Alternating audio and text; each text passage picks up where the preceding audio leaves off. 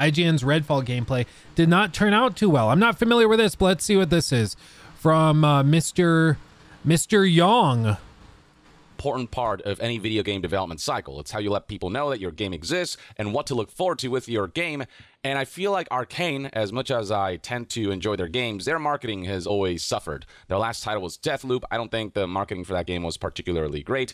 And now with their upcoming Redfall, I feel the same way. The first trailer that they showed off, I don't know, it was kind of hit or miss. Interesting concepts going on there, but they didn't show enough to really wow us. And then there was a whole situation where they confirmed that the game will be online only. But recently, they did allow media to play the game, and those impressions, fortunately, have been more positive. Here is a basic summary from Okami Games. The bullet list includes things like strong single-player experience, Arcane's best gunplay yet, many comparisons to Far Cry, great level design that's very immersive, still has Arcane CNA, working to remove always online requirement, a big plus, no in-game store or microtransactions, so on and so forth. For my part, I'm not fully sold on the game yet, but it has potential. The idea of essentially what is a cooperative hero shooter style gameplay, but with more of an open world single player experience a la Far Cry, where you get to hunt down vampires and combine powers to that end. It could be fun. I don't know, I have to get my hands on it. But what doesn't help is a recent gameplay that Arcane released through IGN First, which is this feature that IGN hosts where they get exclusive access to a game and promote it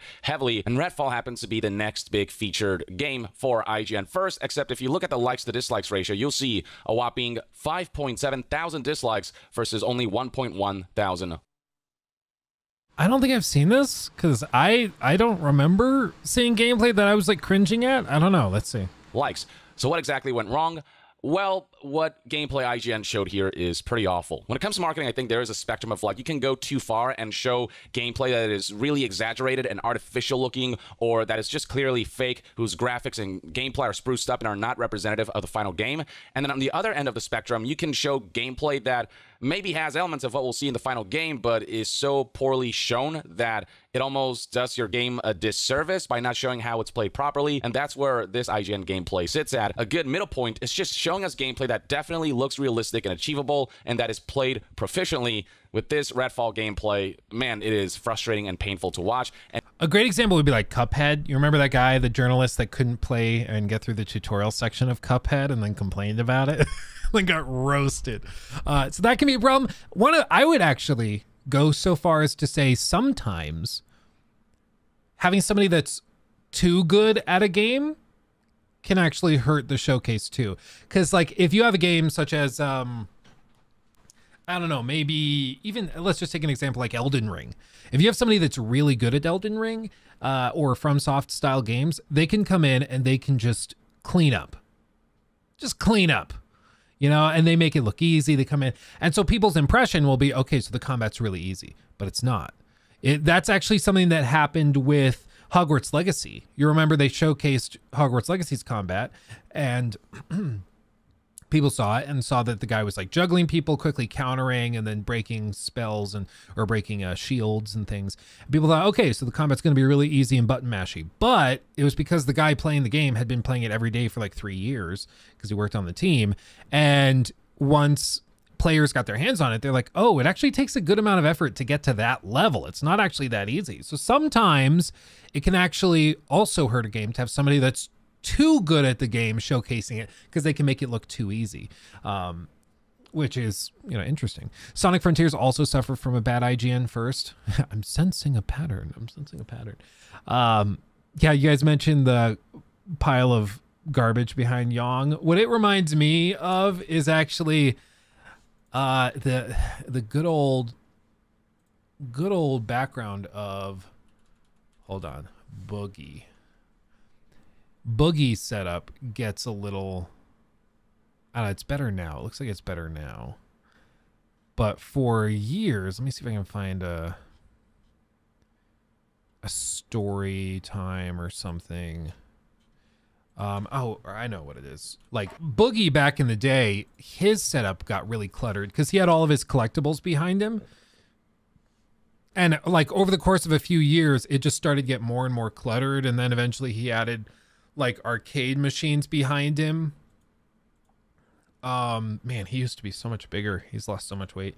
But he, like, this background just steadily got more and more crowded as time went on. And to be fair, I have had the same exact issue because since moving into this space, I've added like a Hogwarts castle and the Lego Titanic and a bunch of other collectible stuff. And I actually, one of you guys, you might not be in chat, but one of you guys, one of you viewers watched, were watching a stream one day, and I was like, hey, I've got to get rid of some old collectibles and like collector's edition packages and stuff I have. If you want it, just reach out to me and like, if you pay the shipping, I'll ship it to you.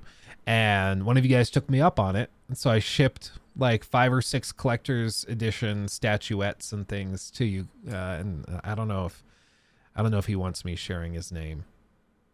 I'm not sure, so I won't. But yeah, I will occasionally do that where I have extra stuff and I'll just be like, hey, somebody in chat, if you want it, message me. First one gets first dibs, you know?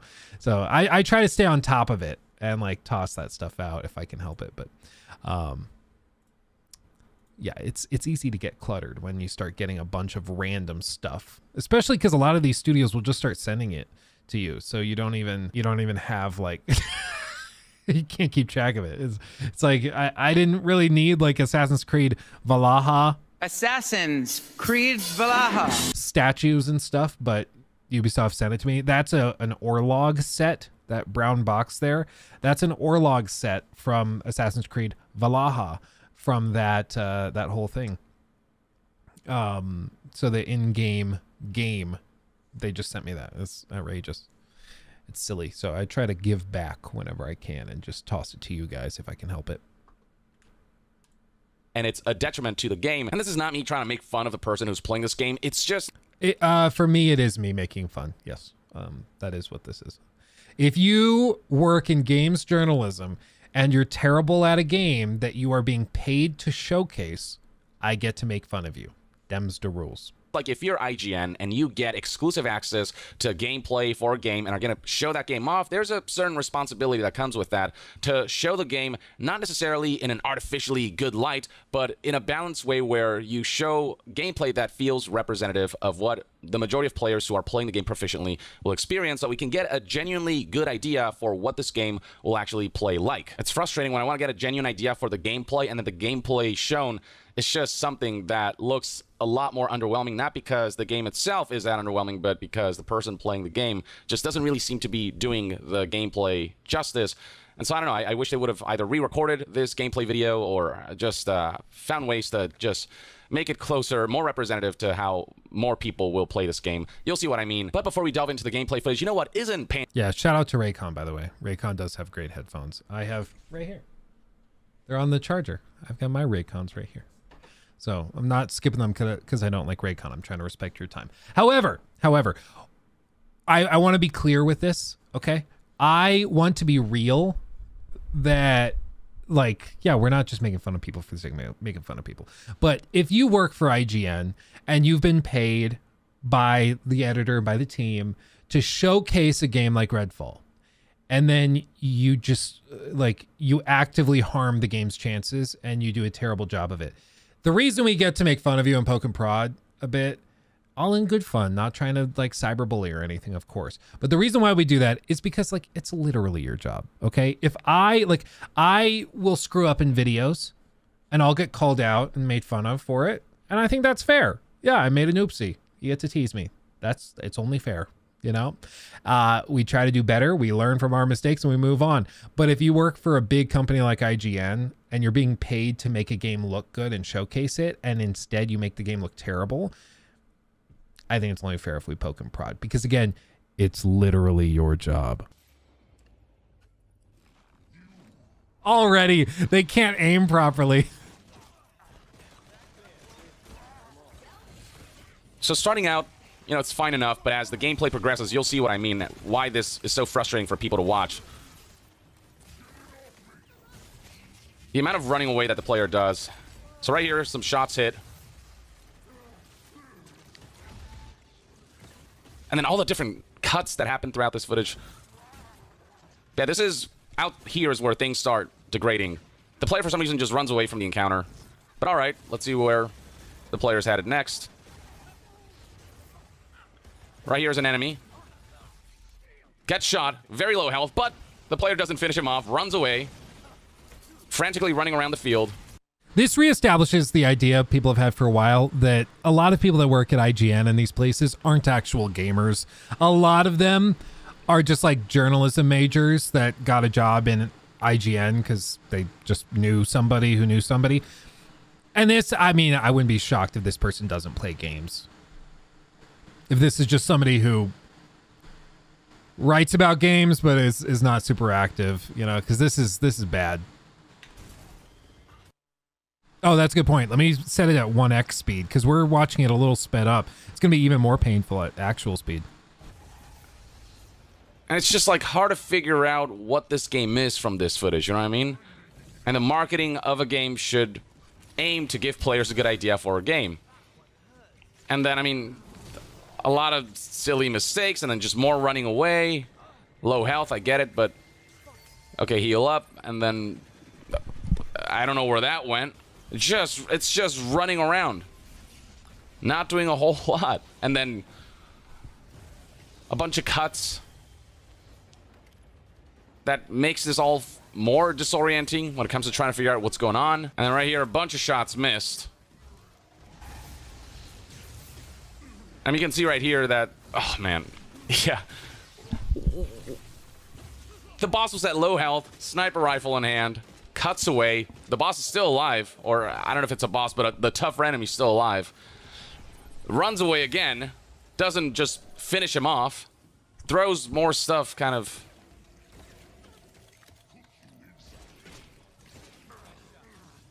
Once again, just fails to finish the enemy off. I don't know,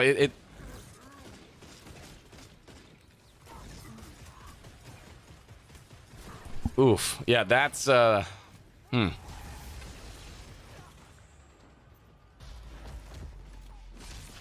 finisher's cool, I guess. Okay, my first thought was maybe this is like a PC, like a mouse and keyboard player trying to play on a controller. Because I'm terrible at aiming with a controller. But little stuff, like the tactical decisions to like run this way and run away that way, then throw this over there but run the opposite direction. Little stuff like that isn't something that happens when you're on a different controller system or scheme. That's just like a bad understanding of gameplay, you know, of basic shooter mechanics. It's really weird. So to me, it seems like somebody who just doesn't really play games or this type of game very often, which even if this is like a gamer, but they don't play this type of game anymore, I would still say, why did they go to this event then? Why are you having this person play and record the footage? Why didn't you send somebody who knows how to play games with a controller? Or play this type of game, you know? It still doesn't fix the problem. There's still an issue with this person being here. But it really, this really was a very disorienting, frustrating gameplay bit to watch. If you look at the, not just likes to dislikes ratio, but also the comment section, you'll see that this footage is getting torn apart. Gotta give IGN credit for making any game they play excruciating to watch. Honestly, the fact that IGN chose to show this gameplay perspective instead of anyone else's genuinely makes me wonder how they all compare to this guy.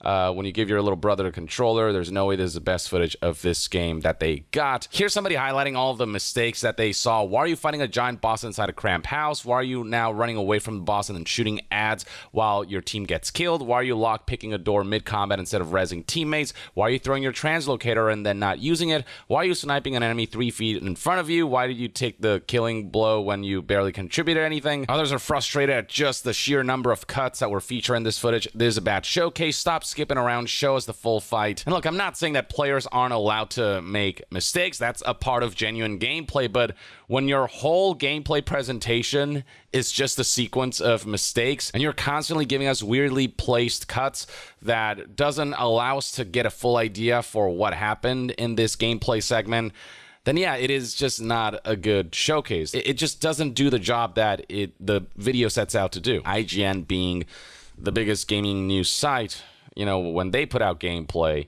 you know, it gets seen by a lot more people. And when that's what people see, it's probably gonna make them go, I don't know if this game is for me, which would be unfortunate if Redfall actually turns out to be a lot more fun than what that IGN gameplay shows it off to be. Now, there is other gameplay out there that seems to show Redfall in a better and more accurate light. Here is Colt Eastwood, for example, who tweeted, "Here's the Redfall combat montage I made. The gunplay is actually punchy, movement is swift, and combinations with powers are satisfying. This gameplay definitely just provides a much better impression and a much better feel for how the combat will actually feel like." So this is the footage that this guy shows.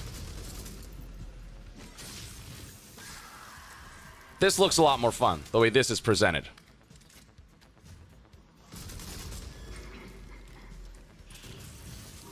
Shows some weapon variety, shows what happens when you're able to, you know,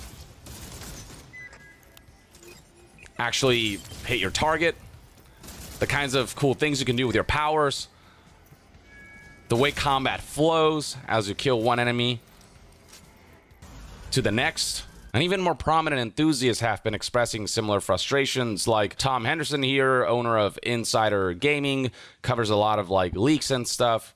He tweeted that IGN first gameplay put me off this game, but this looks a lot better, referring to the Colt Eastwood gameplay montage. If I was a publisher, I probably wouldn't be using IGN first to show a first look at my game again after that. Not sure how that footage got approved, to be honest. I honestly have to lean towards that opinion a little bit of like how is this the impression you want to give? And on some level, I think there is an agreement that, look, we're going to cover your game, but you're going to have to let us cover it the way we want. You can't just go in there and nitpick what we can put out there, because then there's a conflict of interest where you're kind of almost like sponsoring at this point if you're telling us exactly how to, you know, cover the game, exactly what we can say and what we can upload. But at the same time, I think it's fair for a company that's going to give you exclusive access to something to be like, hey, can you have somebody that knows what they're doing play the game? Like, please. We have a minimum age requirement. They have to be above the age of 6.5 to play the game. Clearly, you failed to meet that criteria. It's just, oh, man, it's bad.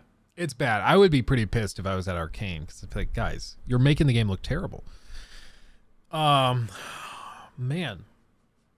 Yeah, I don't know how that gets approved. I'll agree. I don't know how that gets approved.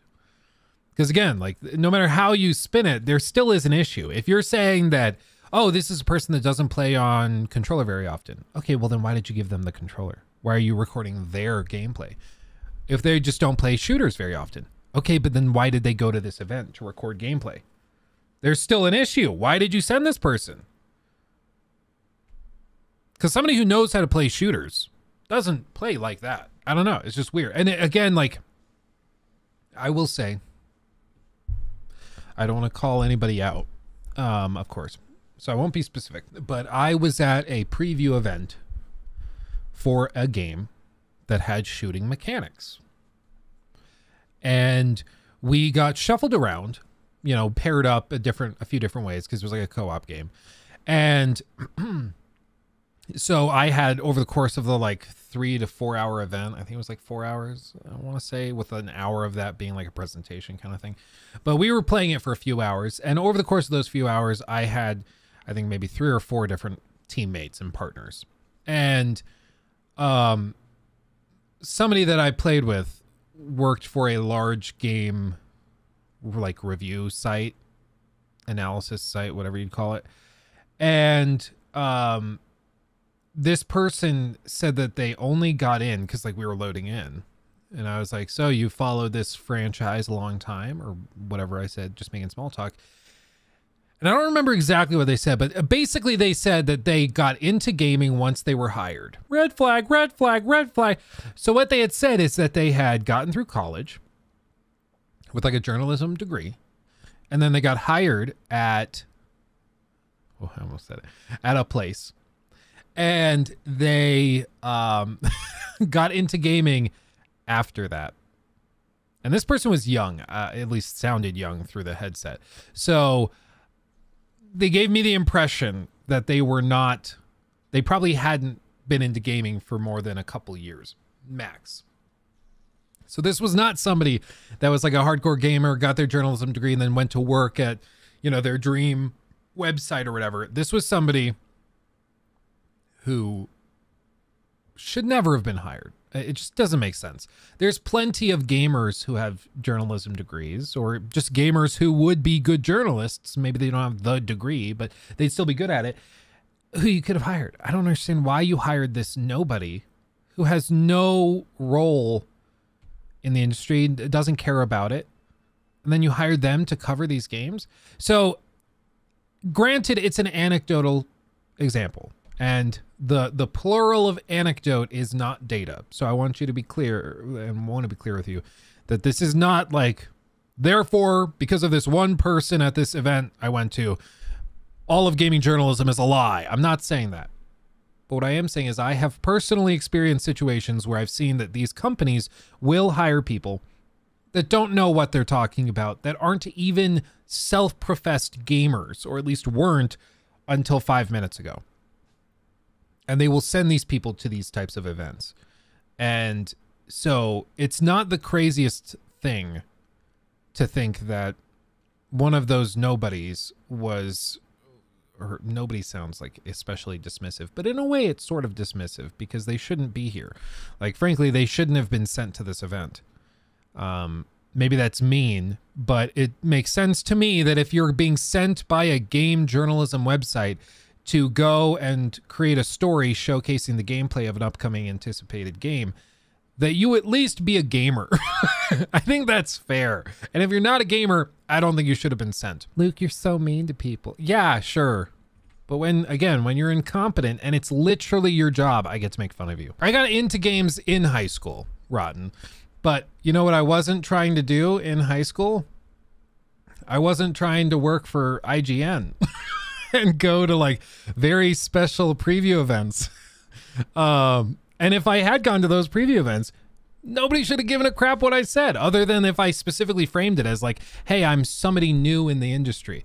I just got into games and this is my fresh perspective. And I always try to be very, very clear about that. Like when I did the Resident Evil 4 video, like I'm not pretending as though I'm somebody that I'm not. I'm not pretending as though I'm really familiar with Resident Evil. Like, no, these are the games I've played. I never played Resident Evil 4. So this is my fresh perspective.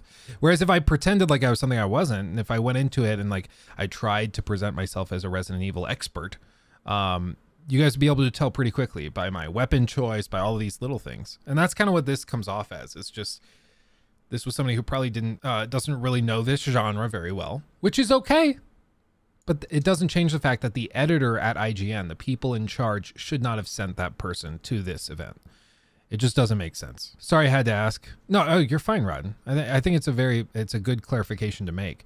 It's just, there's a reason it leaves a bad taste in people's mouths, because it comes off as very disingenuous when people do this and when this type of thing happens. But then again, it's also IGN, and IGN's done this a handful of times, which is why it's kind of a meme at this point. He took my thing.